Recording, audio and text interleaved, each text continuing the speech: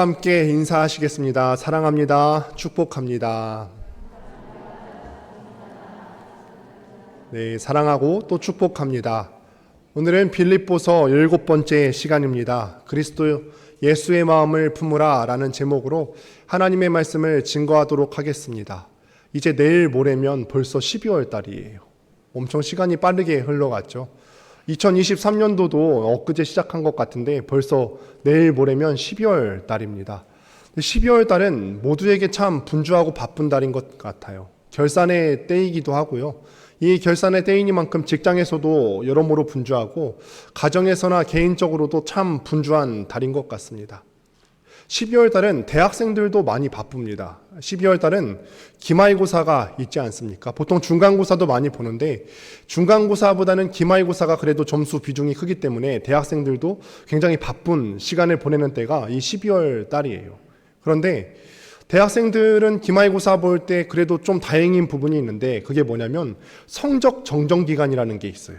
이 성적 정정 기간은 무엇이냐면 대학생이 되면은 시험을 다 보고 나서 어떤 이유나 타당한 이유가 있으면은 시험을 다 보고 난 다음에 교수님에게 메일을 보내게 돼요. 저는 이 점수 받을 실력이 아닌데 이런 타당한 이유가 있는데 점수 좀 정정해 주실 수 있겠습니까? 라고 메일을 보내서 교수님이 그 이유를 타당하다고 생각을 하시면은 성적을 정정해 주시게 됩니다. 어떤 한 학생이 공부를 아주 열심히 했다고 합니다. 공부를 아주 열심히 했는데 그래서 이번에는 좋은 성적이 나올 것으로 기대했는데 성적이 나와 보니까 C학점이 나온 거예요. C학점. 굉장히 안 좋은 학점이에요. 그래서 이 C학점을 받은 것을 보고 아무리 생각해도 납득할 수 없었던 그가 이제 교수님께 성적 정정 기간에 메일을 보내기로 했어요. 제목은 이런 내용이죠. 교수님, 저한테 C학점을 주셨습니다 라고 적었고 내용은 저는 교수님 C학점 받을 정도가 아닌데요. 매일 출석도 제대로 했고요. 과제도 충실하게 잘했습니다. 저는 C학점을 받을 그런 성적이 아니에요. 어쩌고 저쩌고 이렇게 공손하게 열심히 설명해서 교수님께 메일을 보냈어요. 그런데 다음날 교수님한테 한 통의 전화가 오는 거예요. 당연히 이 학생이 생각했을 때는 내가 교수님께 메일을 보낸 게 받아들여졌나 보다, 타당했었나 보다 하고 기쁜 마음으로 교수님의 전화를 받았다고 했어요. 그러자 이 교수님이 전화를 받자마자 노발대발 하시는 거예요. 화를 막 내시는 거예요. 어쩌면 학생은 나한테 그런 메일을 쓸 수가 있나? 나한테 어떻게 그런 메일을 쓸 수가 있지? 나는 절대 너한테 학점을 줄 수가 없어. 교수님이 이렇게 화가 났더랍니다. 전화를 끊은 뒤에 이 학생이 아무리 생각해도 교수님이 나한테 그렇게 화를 내는 게 이해할 수가 없어서 다시 한번 메일로 들어가서 보낸 편지함을 열어봤답니다. 그랬더니 제목에 딱 한 글자 오타가 있었더래요. 원래 보내야 되는 제목은 뭐냐면 교수님, 저한테 C학점을 주셨습니다 라고 보내야 되는데 한 글자 오타를 써서 보낸 제목이 뭐냐면 교수님, 저한테 C학점을 주셨습니다. 한 글자 오타인데 전혀 다른 결과와 전혀 다른 뉘앙스를 이렇게 문장에 담아서 보내게 되었지요. 참 말을 무례하게 하는 사람들이 있습니다. 이것은 물론 실수였겠지만 우리 주위를 둘러보면은 말을 참 무례하게 하시는 분들도 계시고 내 속을 긁는 말을 하는 사람들도 참 많이 있어요. 이런 사람들을 우리는 안하무인이라고 합니다. 말 그대로 내 눈 밑에 사람이 없는 거예요. 내 눈 밑에 사람이 없어서 오직 저 사람하고 얘기할 때 내가 원하는 거는 내가 원하는 바를 말하고 싶어하고 내 생각만 말하고 싶어하고 내 감정만 말하고 싶어하지 저 사람이 무슨 생각을 하는지는 전혀 관심이 없어요. 이런 사람을 안하무인, 방자하여서 교만한 사람이다 라고 말합니다. 이런 의미에서 우리가 인간관계에서 안색을 살피는 것, 안색을 살피다 라고 하는 것은 굉장히 중요한 일인 것 같아요. 안색을 살피는 거죠. 주일이 되었어요. 성도들하고 함께, 교우들하고 함께 만났는데 안색을 살펴보는 거예요. 그리고 나서 오늘 집사님 얼굴을 보니까 참 안색이 좋아 보이시네요. 이번 한 주 가운데 무슨 좋은 일이 있으셨어요? 안색이 안 좋아 보이시네요. 혹시 이번 한 주 가운데 무슨 걱정되는 일이 있으세요? 제가 무엇을 기도해 드릴까요? 상대방을 살펴주는 거죠.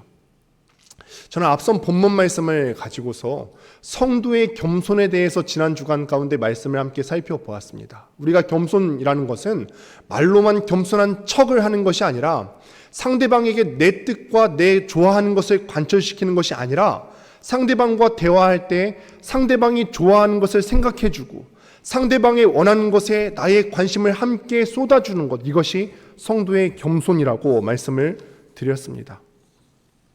우리가 한번 생각해 보실까요?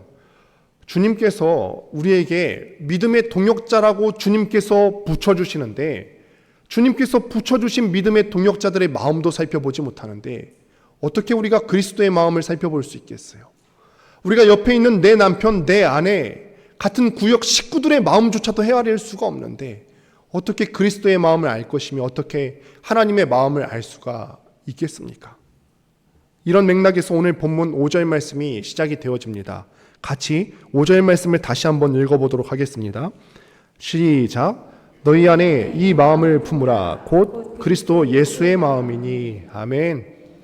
여기서 우리가 유익 깊게 또 재미있게 봐야 되는 단어가 하나 있는데 그것은 아내라고 하는 단어예요. 아내. 우리가 이 구절을 대할 때는 이런 의미로 생각해요. 너희 이거 꼭 생각해야 돼. 그리스도 예수의 마음이 있는데 예수님께서 품으신 그 마음이 있는데 이거를 너희 안에 너희 머릿속에 꼭 생각해야 돼. 이런 의미로 받아들이기가 쉽습니다. 그런데 이 구절을 NIV 영어 성경으로 보면 이렇게 기록이 되어 있습니다.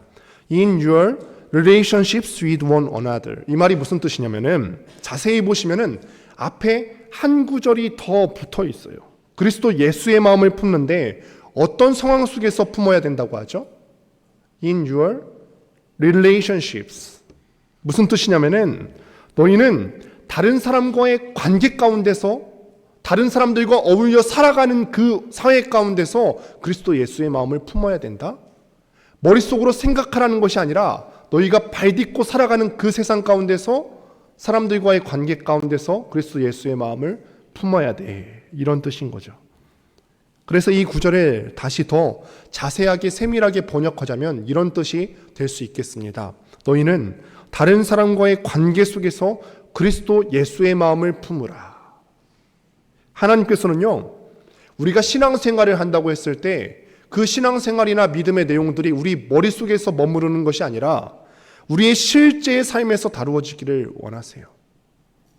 목회자로서 설교를 다 마치고 나아갈 때면은 성도님들께서 많이 인사를 해주시죠. 은혜 많이 받았습니다.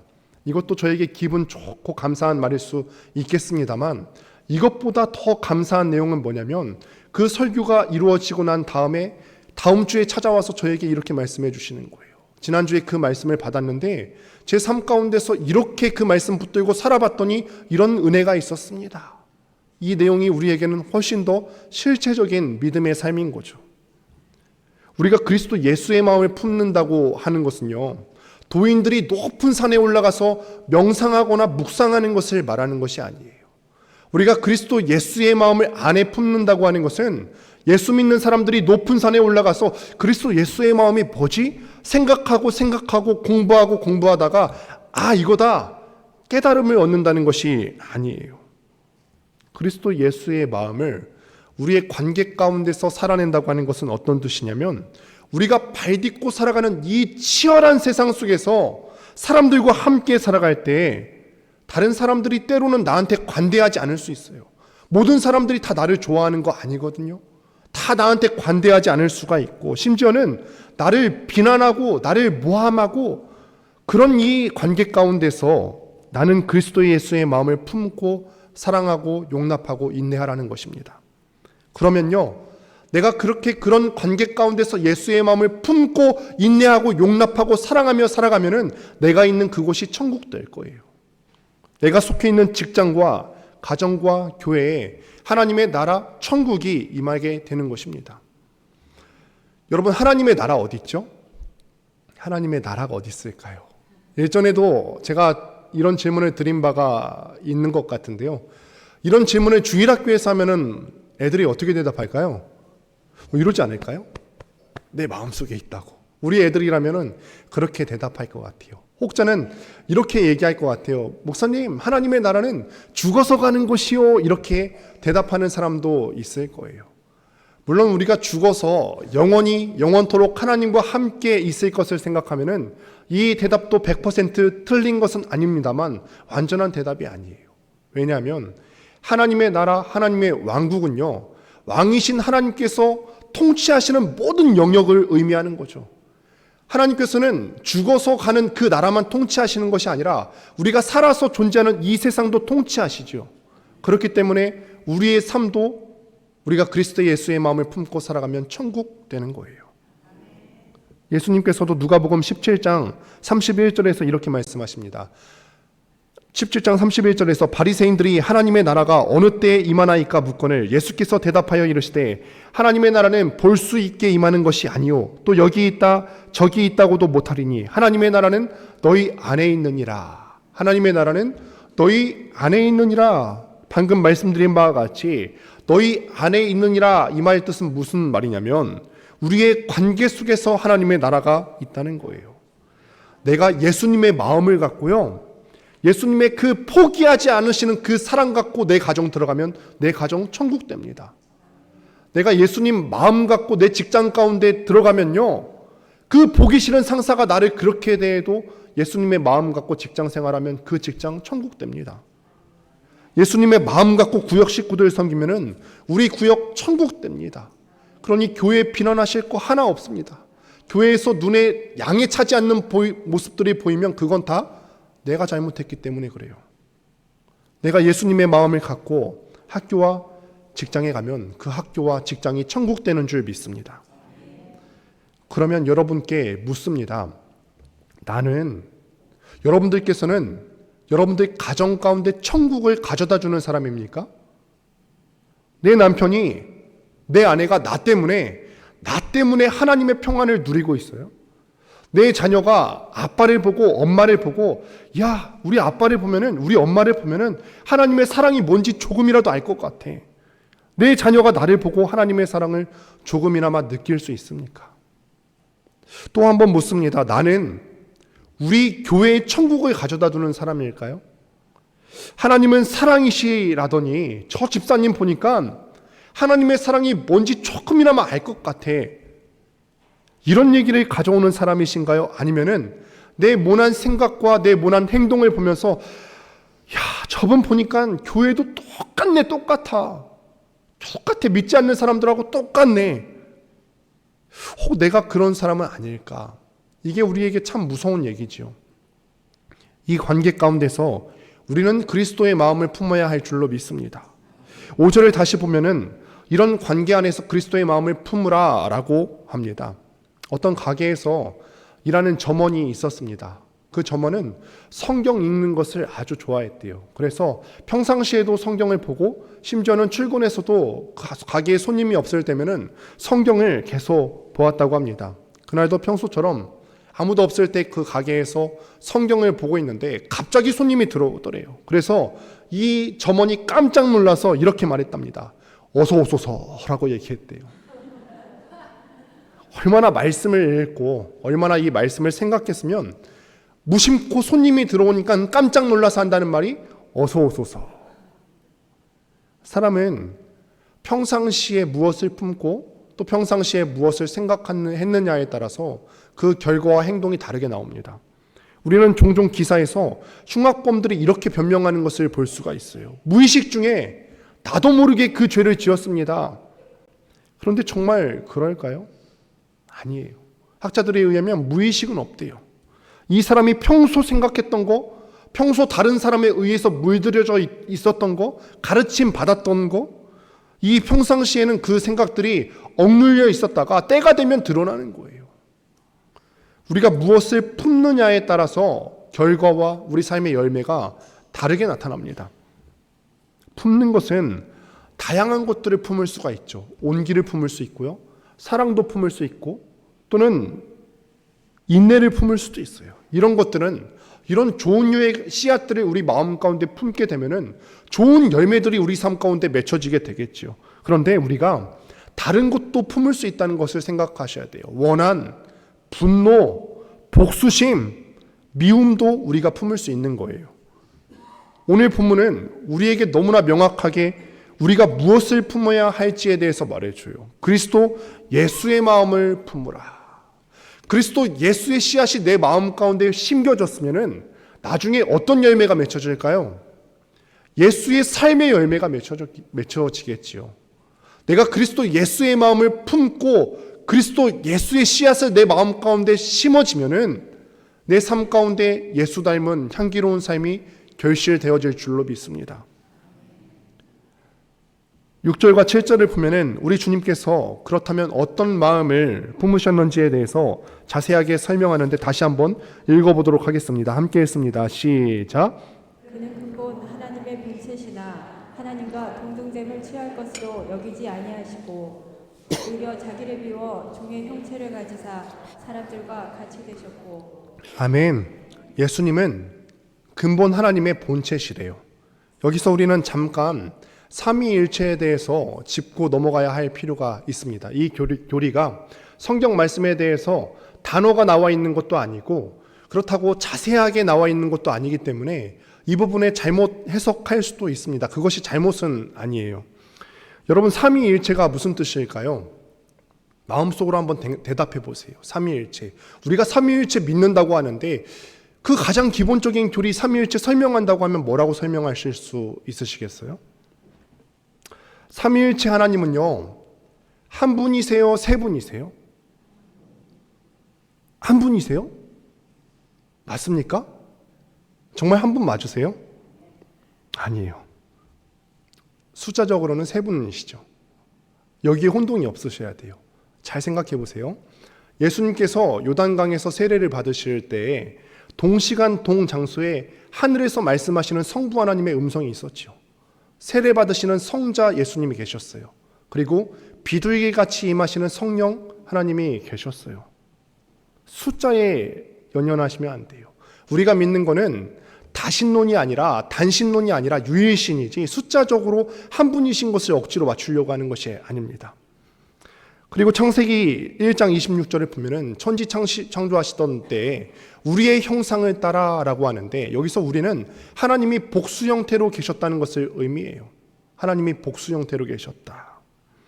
숫자적으로 한 분이신데 상황과 환경에 따라서 이름이 다르게 부르는 것이 아니라 다만 그 삼위가 계신데 다른 캐릭터가 계신데 그 삼위가 일체라는 말은 이 성부 하나님, 성자 하나님, 성령 하나님이 숫자적으로는 세 분이시지만 그 신적인 권능과 본질에 있어서 동일하다는 거예요.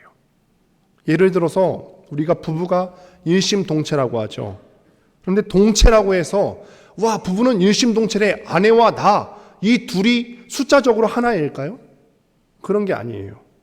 둘이지만 그 둘이 한 마음 한 뜻으로 가정을 이루고 일생을 같은 방향으로 같이 살아간다는 뜻에서 우리는 부부를 일심동체라고 하죠. 제가 여기서 삼위일체를 언급하는 이유는 성자 예수님이 성부 하나님과 동일한 신적 본능과 신적 권위를 갖고 계시다는 거예요. 신적 본질이 같으신 성자 예수님께서는 스스로 주인의 자리, 신의 자리에 계속해서 앉아 계실 수가 있으셨어요. 그런데 어떻게 하셨다고요? 신의 자리에 있으실 수 있었고 계속해서 주인의 자리에 본인이 원하셨으면 계속 앉아 계실 수 있으셨던 그분이 종의 형체를 가지사 사람들과 같이 되셨다. 우리 사람들과의 마음과는 너무나 대조적이시죠. 사람은 늘 높아지고 싶어하고 늘 명예로워지고 싶어해요. 더 명예 얻고 싶어하고요. 다른 사람들을 짓눌러서라도 내가 더 부유해지고 싶어해요. 사람은 그런 상향지향적인 마음들을 갖고 있는 것이 본능이에요. 이런 사람의 본능을 대표적으로 보여주고 있는 사람이 누구일까요? 창세기 3장에 나오는 아담이죠. 첫 번째 아담이에요.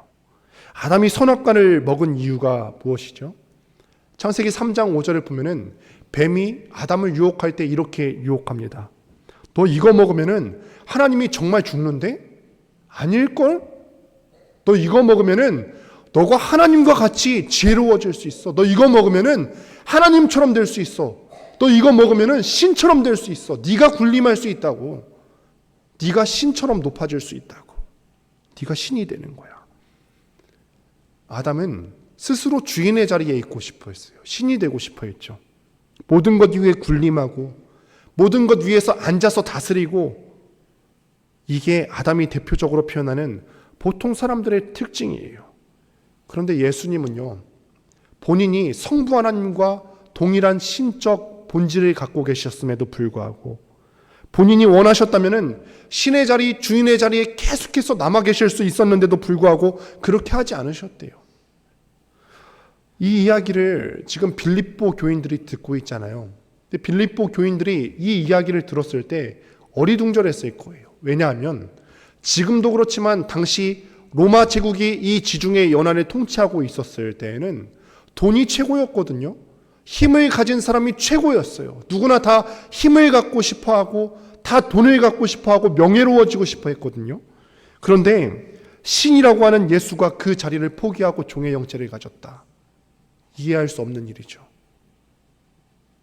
여러분, 어떤 일을 할 때 보통 어떤 일을 할 때에 있어서 보통 주인이 종을 위해서 일하나요? 아니면 종이 주인을 위해서 일하나요? 종이 주인을 위해서 움직이고 일합니다. 그런데 지금 예수님께서는 당신께서 주인이신데 종이신 우리를 위해서 직접 움직이시는 거예요. 이런 경우는 단 한 가지밖에 없어요.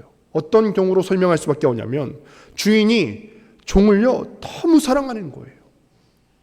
보통 관계가 그렇습니다. 어떤 사람과 관계가 있을 때 그 중에서 더 많이 움직여서 섬기려고 하는 사람은 어떤 사람이 그렇죠? 더 많이 사랑하는 사람이 더 많이 움직여요. 연인과의 관계에서도 더 많이 사랑하는 사람이 더 많이 낮아지려고 하고 더 많이 사랑하려고 하고 더 많이 움직이려고 합니다.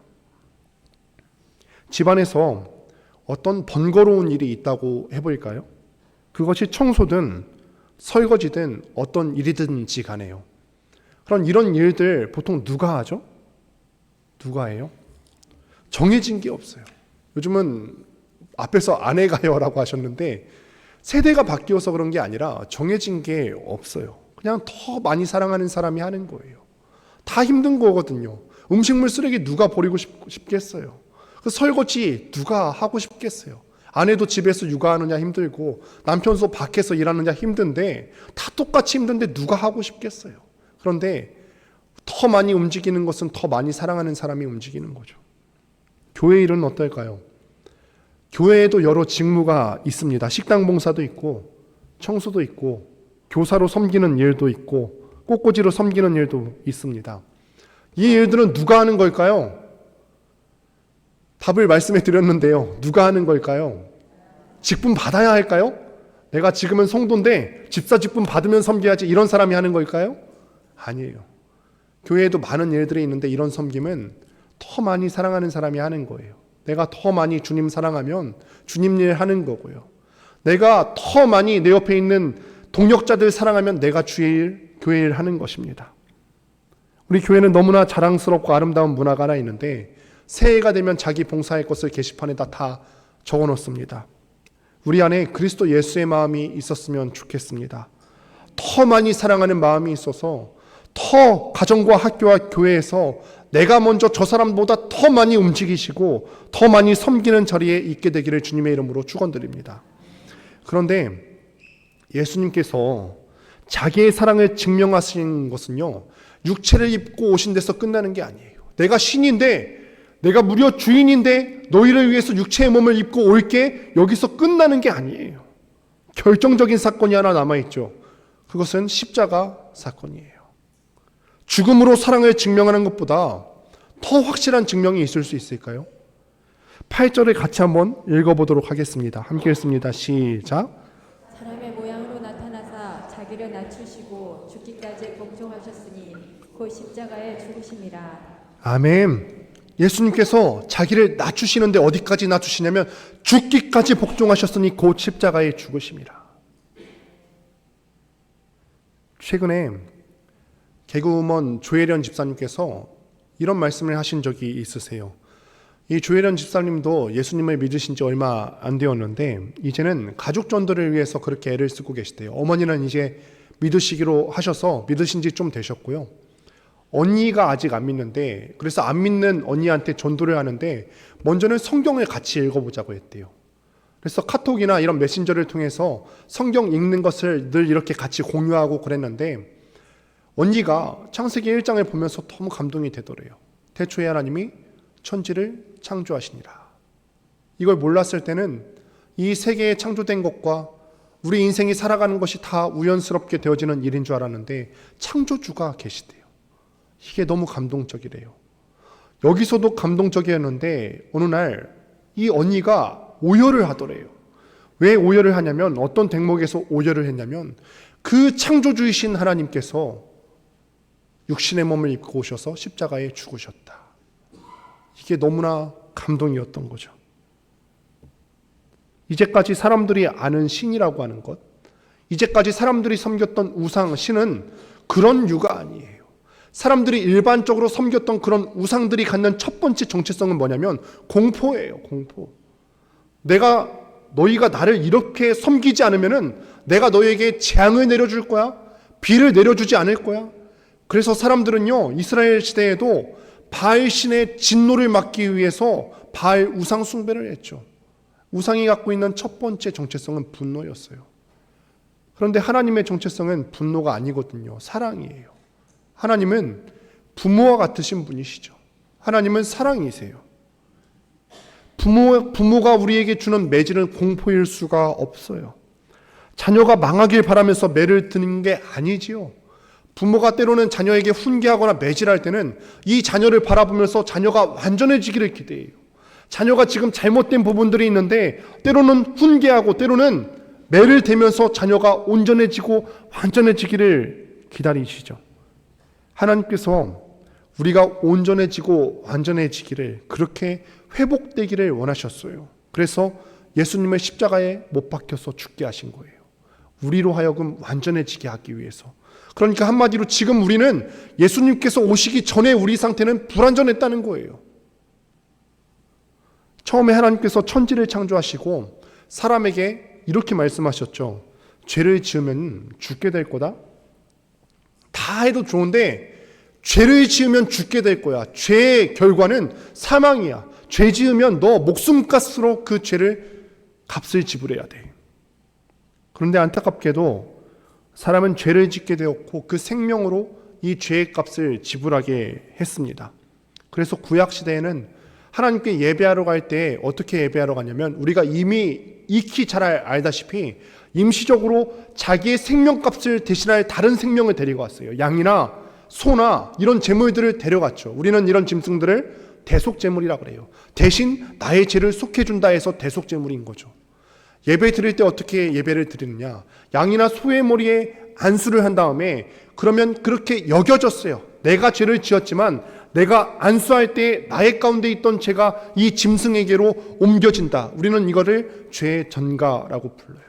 하나님께서 그렇게 임시적으로 방편을 마련해 주시고 그렇게 하기로 인정해 주시는 거죠. 그런데 이게 완전하지가 않은 거예요. 구약시대의 제사, 성전을 떠올려 보면은 가끔 상상해 보는데 조용하지는 않았을 것 같아요. 여기저기서 멱다는 소리가 들렸겠죠. 짐승들 데려와서, 우리가 일반적으로 구약시대에 제사하면 거룩하고 조용할 것이라 생각하시는 분들도 계신데 그렇지 않을 거예요. 짐승들의 울부짖음이 그 성막 안에서 가득 찼겠죠. 죽느냐고, 죽임 당하느냐고 울부짖는 소리가 그 성막 안에 가득 찼을 거예요. 그런데 그 울부짖음은 원래 누구의 울부짖음이었어야 됐죠? 우리의 울부짖음이어야 됐죠. 우리가 죄를 지어서 내가 죽음 당할 때 내가 우는 그 소리여야 했죠. 그런데 주님께서는 임시적으로 방편을 마련해 주셔서 그렇게 대속 제물을 우리에게 허락해 주셨어요. 그런데 이것도 말 그대로 임시적일 뿐이에요. 언제까지 이렇게 할 수가 없잖아요. 하나님께서는 그래서 당신이 너무나 사랑하는 여러분들께서, 너무나 사랑하는 사람들이 우리가 완전해지기를 원하셨어요. 그래서 단 한 번의 완전한 속죄로 이 죄의 문제를 해결해 주시기 원하셨어요. 이전까지는 예배로 나올 때 양이나 소나 이것들이 우리를 위해서 죽었다면, 이제는 양과 소와는 비교할 수 없는 그 고귀한 예수님의 피를 흘려서 우리로 하여금 완전하게 만들어 주시기를 원하셨습니다. 어떤 사람은 이렇게 말해요. 하나님은 사랑의 하나님이라면서요. 사랑이 많으신 분이 그냥 그까짓 죄 없는 걸로 여겨주시면 안 될까요? 몰라서 하는 얘기예요. 죄가 그냥 없다고 하면 없어지는 거예요. 죄의 심각성을 잘 몰라서 하는 얘기죠. 2012년도에 어떤 50대 여성이 운전을 하다가 깜빡 졸아서 현금 수송 차량에서 일하고 있던 분을 들이받았어요. 그래서 이 사고를 받은 피해자가 살기 위해서 두 다리를 절단하면서까지 수술을 했는데 그분은 안타깝게도 돌아가시고 말았습니다. 이 여성분은 어떡할까요? 아기가 없었으니까 그냥 이 죄 없는 걸로 하면 될까요? 다시 물을게요. 하나님께서는 사랑의 하나님이시니까 그냥 죄 없는 걸로 하면 되겠습니까? 또 이렇게 물으시는 분들도 있을 수 있겠어요. 그냥 작은 죄와 큰 죄가 있지 않겠습니까? 작은 죄와 큰 죄, 그 중에서 작은 죄는 그냥 좀 넘어가 주시면 안 될까요? 다시 한번 묻지요. 작은 똥과 큰 똥 중에서 어떤 게 더 더러워요? 그냥 똥은 똥이죠. 작은 똥도 더럽고요. 큰 똥도 다 더럽습니다. 하나님 앞에 서면 죄가 그런 거예요. 작은 죄도 더럽고 큰 죄도 똑같이 더러워요. 죄는 정말 심각한 것이고 반드시 해결하고 넘어가야 되는 문제예요. 우리가 이 죄를 갖고 있는 한, 죄의 문제를 해결하지 않는 한 우리는 하나님께 나아갈 수가 없고 불완전한 상태를 해결할 수가 없는 거예요. 그래서 하나님께서는 우리를 이 문제를 해결해 주시기 위해서, 나의 불완전함을 해결해 주시기 위해서 이 땅에 예수님을 보내주셨다. 원래 예수님께서 십자가에서 받으셔야 했던 멸시와 조롱은 원래는 우리가 받아야 되는 멸시와 조롱이에요. 그리고 예수님께서 치러야 되는 죄의 값, 생명값을 당신의 생명값으로 대신해 주셨죠.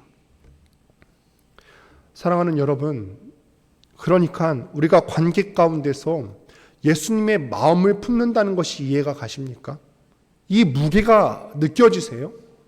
예수님께서는 어떤 마음으로 이 세상에 오셨냐면은 내가 저 사람들을, 너희를 너무나 사랑해서 이 죄의 문제를 해결하지 않으면 안 되는데 그래서 이걸 하기 위해서 내 생명까지 바칠게. 이 무게거든요. 그러니 우리가 발딛고 살아가는 가정과 사회 가운데서, 직장 가운데서 생각해야 되는 무게감은 어떤 무게일까요? 그냥 조금 이해하고, 그래 내가 여기까지는 나한테 피해가 안 오니까 내가 해가 되지 않는 선에서까지는 양보할게. 이런 선에서의 양보가 아니에요. 내가 예수 그리스도의 마음으로 가정과 교회와 직장에서 살아간다고 하는 것은 내가 손해를 보는 것까지 포함하는 것이고, 그 손해는 때로는 나의 생명의 위해가 가는 선까지도 포함하는 내용입니다. 사랑하는 여러분, 말씀을 맺습니다. 아담은요, 신이 되고 싶어 했고 높아지기 싶어 했고 군림하고 싶어 했어요. 반면에 예수님께서는 종이 되고 싶어 했고 낮아지려고 하셨고 우리를 위해서 십자가를 지셨어요. 우리는 누구를 닮으셨습니까? 여러분들께서는 누구를 닮으셨어요? 나는 그래도 아담과는 좀 다르지 않나? 아담과 같은 본성이 나한테 없다고 장담하실 수 있으세요? 정말로 그러세요? 내 남편보다, 내 아내보다, 저 사람보다 더 높아지고 군림하려고 하는 그런 신적인 욕구가 없으세요? 우리가 살아가는 이 세상 가운데 우리가 정말 예수 그리스도의 마음은 품고 살아가시게 될 수 있게 되기를 바랍니다. 손해보더라도 더 용서하고요. 때로는 우리의 생명을 걸어야 하는 일이라 할지라도 더 사랑했으면 좋겠습니다. 그러면 내가 그렇게 예수의 마음을 품고 내 관계 가운데서 살아갈 때 내가 속해 있는 내 가정이, 내 직장이, 내 학교가 그렇게 살아갈 때 하나님 나라 될 줄로 믿습니다. 천국 될 줄로 믿습니다. 여러분들 통해서 여러분들 있는 그곳이 하나님의 나라가 될 수 있게 되기를 주님의 이름으로 축원드립니다. 시간에 같이